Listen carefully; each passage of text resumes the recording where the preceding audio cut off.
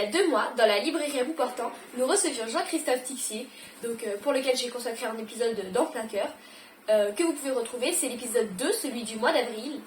Et je connaissais donc cet auteur pour la série 10 minutes, dont je parle dans l'épisode que je viens de citer, et également pour une autre de ses histoires, qui est La Nuit des requins, à retrouver dans la collection Flash Fiction, que j'avais vraiment beaucoup apprécié il y a quelques années quand je l'ai lu.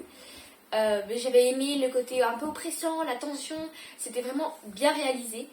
Et je vous conseille, vous pouvez vraiment y aller les yeux fermés. C'est une très bonne entrée dans la matière si vous aimez vous faire peur, des 10-12 ans, c'est très accessible. Je vous en parlerai peut-être un jour, mais c'est pas vraiment pour ça que je viens vers vous aujourd'hui. C'est plutôt pour la trilogie Guilty. Donc je m'étais dit que j'allais peut-être me lancer dans cette saga. J'ai lu le premier tome. Suite à la venue de Jean-Christophe Tixier, je me suis dit, oui, ça va être une bonne tension, un petit peu comme dans La Nuit des requins, ça devrait être aussi bien réalisé. J'étais tellement loin du compte.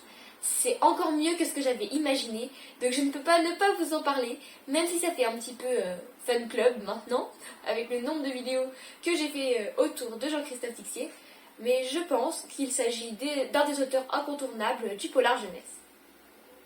Donc c'est parti, on va présenter Guilty.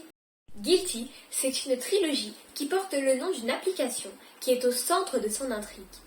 Dans cette trilogie de dystopie, au bout de 3 ans, les détenus sont susceptibles d'être concernés par la procédure de relâchement qui sert à purger les prisons surchargées.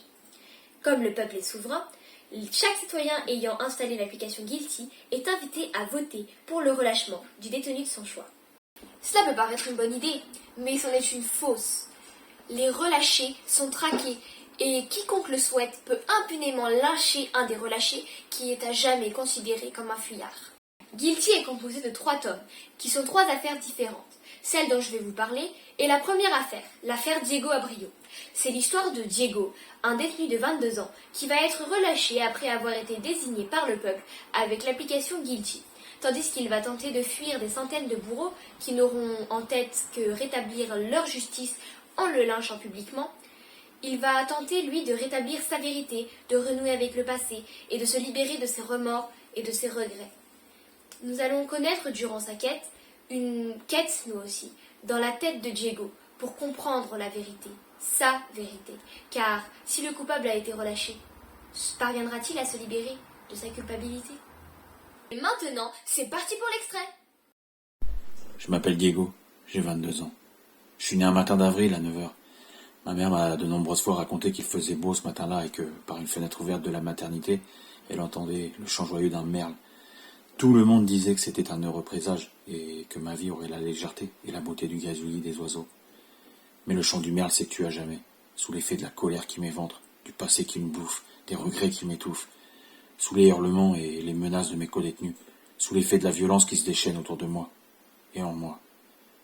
Pourtant la vie semblait me sourire, j'ai grandi entouré d'amis sans vraiment réaliser que l'existence était une chose fragile. Puis il y a eu la rencontre avec Mona, point de départ d'une histoire d'amour passionné. Quand je me remémore ces années, j'ai l'impression qu'elles appartiennent à un autre. Car de tout cela, il ne reste rien. Une seconde a suffi pour que tout se fracasse.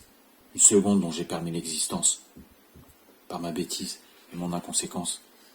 La suite, un enchaînement fou qui a pulvérisé mon avenir. Une rage infinie qui bat dans chacune des cellules de mon corps. Coupable. Le mot a claqué dans le silence pesant du tribunal. Depuis, son écho résonne dans mon esprit et me réveille chaque nuit, couvrant pour toujours le chant du merle. Oui, je suis coupable, et il en sera ainsi jusqu'à mon dernier souffle. Mais le moment de faire face arrive. Nouvelle sentence, nouveau verdict. Bientôt. Et bien sûr disponible en librairie à bout portant. On espère sincèrement que cette vidéo vous aura plu. Pensez à liker, vous abonner, activer la petite cloche de notification, commenter, partager.